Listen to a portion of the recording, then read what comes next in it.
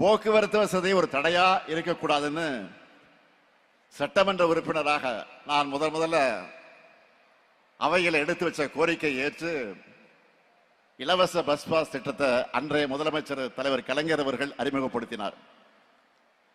அடுத்து தலைவர் கலைஞர் கல்லூரிகளுக்கு முக்கியத்துவம் கொடுத்து கல்லூரி கல்விக்கு போக முதல் தலைமுறை பட்டதாரிகளுக்கு ஃபீஸ் இல்லைன்னு சொன்னார். எல்லா சமூகத்தினருக்கும் கல்வி சாலைகளில் இடம் கிடைக்க இடஒதுக்கீட்டை உயர்த்தினார். இப்படி ஏராளமான போராட்டங்கள் நிறைஞ்சது நம்முடைய கல்வி பயணம்.